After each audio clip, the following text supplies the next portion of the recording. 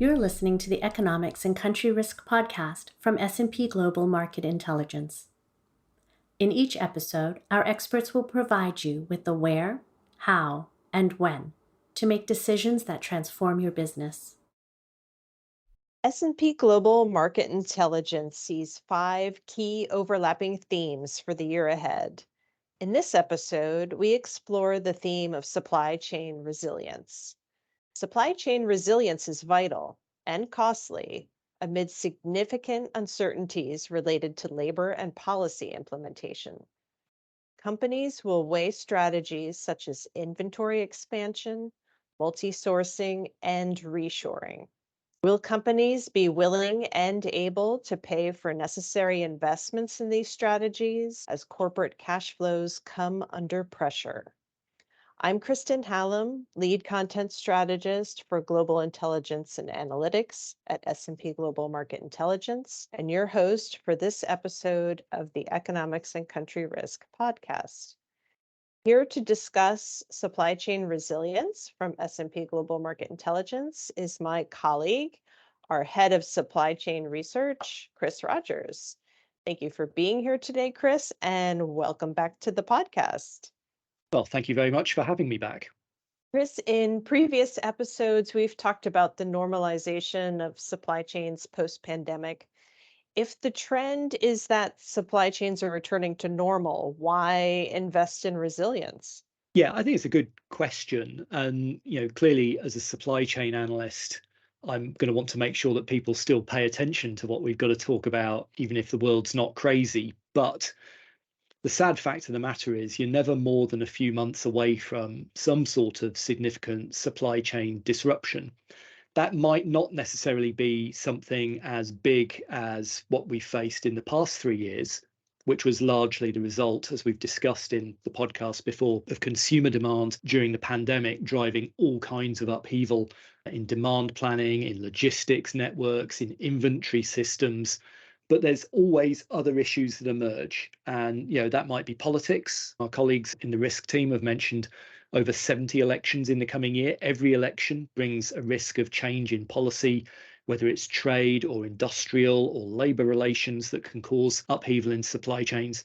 You can get, exogenous events, the war that we see in Gaza or in Ukraine. And then you've always got things like natural disasters, financial failure of suppliers. These are all things that pop up now and again. So whilst the pattern of supply chains has returned to normal, you can't assume that everything's going to be quiet and stable and easy. And that's why you need to continue to invest in resilience. As we've said before on our podcast episodes together, it's never a dull moment in supply chains, is it? That's right. It's funny, my email footer for ages was supply chains never sleep, but they do try and take the weekends off occasionally. So in the intro, I mentioned some resilience strategies companies are exploring, including inventory expansion. What are the pros and cons of inventory expansion? So clearly, having higher inventories provides a degree of security. If you've always got something on the shelf, then you can always sell it. In many regards, the lowest margin product you can sell is the one that you don't sell at all.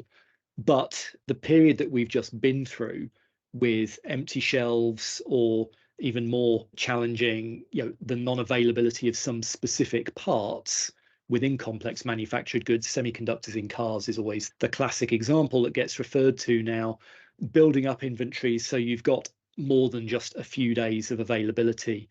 It can be really important to ensure that your supply chain keeps running.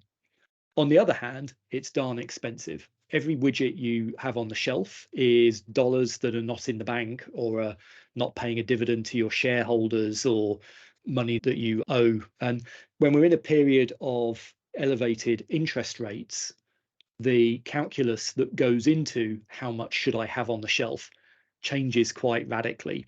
And it certainly looks like we're seeing companies really cut back their inventories. So the S&P Global PMI for manufacturing, the Purchasing Manager Index, has shown inventories falling for 10 of the past 11 months. The inventory to sales ratio, the inventory to sales ratio that you see in our macroeconomic data has returned to the long-term average. So it's not above where you'd expect it to be if being safe was there. And we also see it in the financial data. We've just had the third quarter earnings reporting season, and I can tell you nobody was saying, gee, you know what, we really need to radically build up our inventories. And I think that is very much that financial cost aspect overweighing the safety, the just in case element. Well, with rates being higher for longer, it looks like that trend will continue for the foreseeable future. Our colleagues in the economics team will talk about that. We're not expecting interest rates to fall short term. And arguably, the era of free money that we had over the past, well, really since the great financial crisis on and off, just isn't there. So the finance department have a lot to say to the supply chain department at the moment. To be sure. Another strategy that is mentioned in the 2024 themes report is source diversification. What has been the trend there, and do you expect to see more of the same in 2024? Firstly, just to define some terms, when we talk about source diversification, we're effectively talking about having more than one supplier of a given product. Quite often we've seen, both in the academic literature and in discussions in industry, it's often conflated with reshoring. I talk about reshoring ad nauseum, and we've talked about it on this podcast before, and we'll talk about it again, I'm sure, later on. But this could involve buying from more than one supplier in a given country. It doesn't necessarily mean you're buying from a different country. So it's all about having more individual suppliers rather than less. And the reason you want to do that is to ensure that if one of your suppliers fails, you've got a backup that can pick up the slack. The pros and cons of that, pro, you've got some security. The con is you're putting less business through each supplier, so you may not get as good terms. So that kind of economies of scale element. So the cost, again, like with inventories, there's a cost associated. And the data that we look at would suggest that we did see a build up. So what we look at is the number of suppliers per buyer.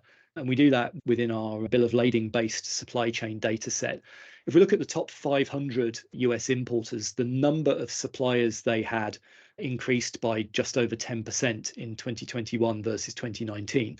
So that would suggest using more suppliers to deal with disruptions.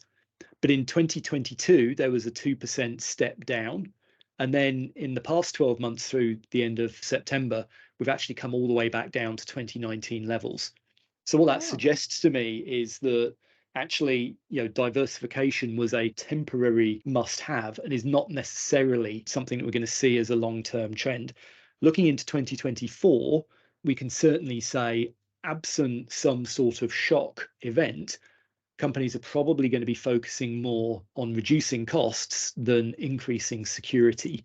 And so, if anything, we might see that number of suppliers come down further. Clearly, within different industries, there's different trends. So, for consumer durables like furniture, appliances, and so on, there's been a more rapid drop than average, which you'd expect because demand is down and profitability is down in those areas.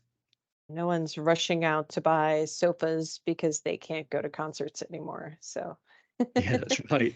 That's right. Although a lot of companies are talking about, particularly in electronics, funnily enough, looking over the next couple of years, that they expect growth because of a replacement cycle.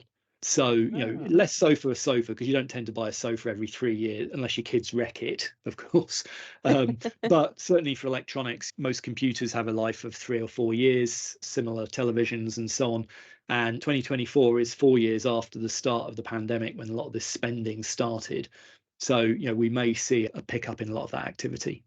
one to watch.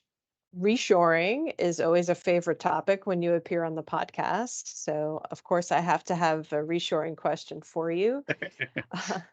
Where, meaning in which countries, are we most likely to see investment in reshoring in 2024?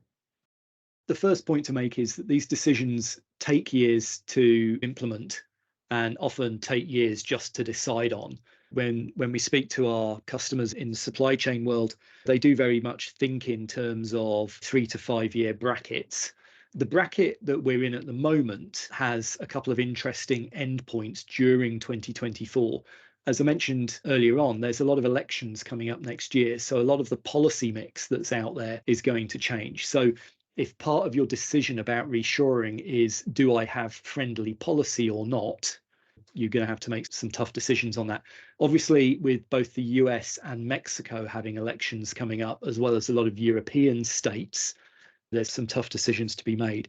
So what we may see is companies choose to reshore to countries that are, how can I put it, less controversial in terms of their geopolitics. We've written a lot about India as a location for reshoring. In fact, we've written earlier in the year what we call a look forward journal. So all of our colleagues across S&P Global got together, and we found that India is, a really exciting market for reshoring, not just because of its general geopolitical friendliness, but because it's a big market in and of itself. So moving to India to supply India and also have the opportunity to export elsewhere, particularly as kind of a second string. So you're supplying from, let's say, mainland China or Mexico or Turkey or wherever, to look to move to India as well. The Southeast Asian countries have continued to be popular, particularly Vietnam, but we're starting to see Malaysia and Indonesia become more of an area of interest as well. Malaysia's been a long way down the track on electronics. We may see other areas there. Indonesia, as the home of a lot of raw materials, is also increasingly trying to attract manufacturing for export purposes. I would say India first, and then Malaysia and Indonesia as areas of interest. So, as you said, all of this comes at a cost. It all has a price tag.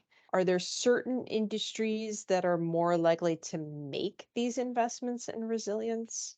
It's slightly trite to put it this way, but companies and industries that make plenty of money, that have had plenty of problems, are more likely to make the investments going forward.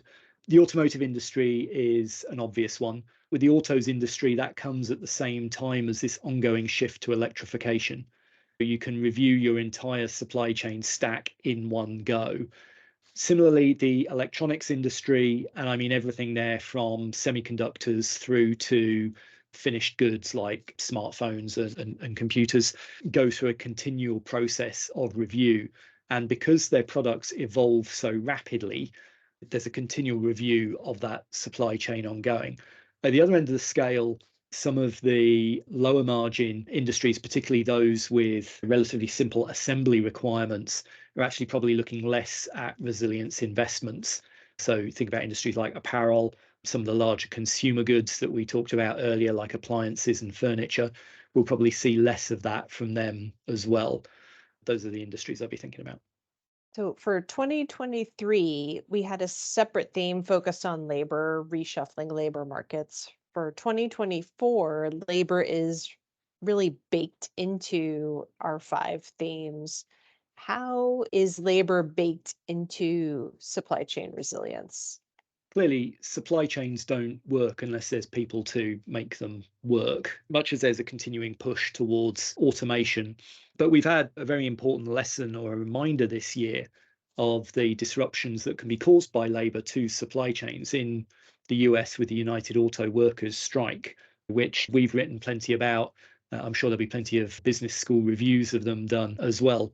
But labour as a source of disruption risk is clearly one of the major factors that supply chain managers have to deal with. And it's not just strikes in your own factory, it's obviously strikes at your supplier's factory. We're seeing at the moment, for example, wide-ranging strikes in Bangladesh that are going to have a marked impact on the apparel industry directly, but also indirectly on the textile industry. So things like soft furnishings for homes, for example. That's where labour comes in. Now, the resilience approach is A, be nice to your employees, and subnote A, pay them more. Now, the challenge there, of course, is if you pay them more, that's then another cost that you've got to bear at the same time as paying for resilience, paying for higher interest costs, possibly paying for higher tax costs as well, depending which country you're in. So I would say striking that balance between making sure your labour is paid fairly on the one hand, and we all want to be paid fairly. Well, we want to be paid more than fairly, clearly, but making sure also that labour is involved in those key decision-making areas is vital. And I think, again, coming back to that United Auto Workers example, the big three automakers are now going to involve the unions a lot more in their long-term supply chain decision making. Where do they make stuff? Which factories do they open? Which factories do they close? And that may hopefully, when the next set of these negotiations happens in 4 or 5 years' time, lead to fewer disruptions. Time will tell. Exactly. Now, what are some of the questions that companies need to be asking when making decisions about whether to invest in some of these resilience strategies that we've been discussing? You shouldn't really be asking whether, but how, and how much are you willing to spend? Clearly, if you manage to sail through the past 3 years with no disruptions and you're not worried about any of the future risks that we've talked about or other folks who've been on the podcast have talked about, then that's great. But for everyone who's living in the real world, planning for the future is really important. I think the starting point really needs to be, what is the cost of the disruptions that you might face? Make yourself a list of the disruptions. What could they potentially cost you in terms of lost output, reputational damage, all of those kind of things? That will then give you a starting point to say, how much do I need to spend to offset those costs? That involves, in turn, deciding which strategies offer the best return on investment. I work closely with our colleagues in our telecoms, media, and technology research group, including 451 Research, and they do a lot of surveys of customers around supply chain technology.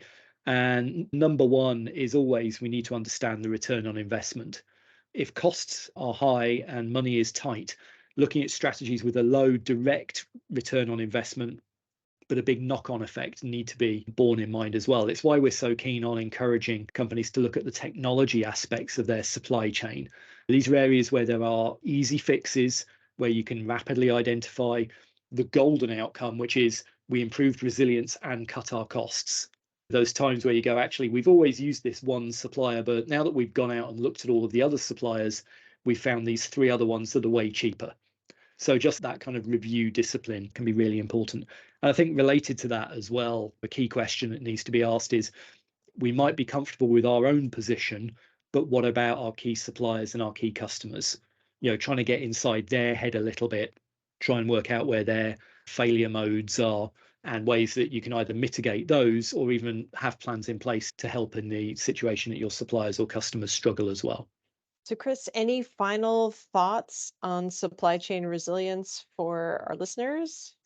Disruptions are inevitable, right? Whether they happen today or tomorrow. In 2024, the main risks we see for supply chains are in the field of politics and in parts of logistics networks, particularly anything that relies on the 2 big canals. Resilience isn't cheap, and it certainly appears that many companies are choosing not to spend. So I think it's inevitable that we're going to see specific companies in specific industries face problems next year.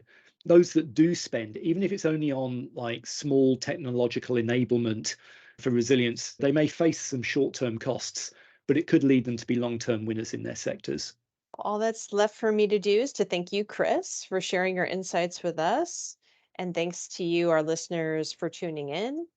If you'd like a copy of our 2024 themes report, please use the link in the description of this episode. And join us next week to learn more about what we see on the horizon for 2024. Thank you for listening to the Economics and Country Risk podcast. Connect with us on LinkedIn and Twitter, and don't forget to subscribe to the podcast so you never miss an episode.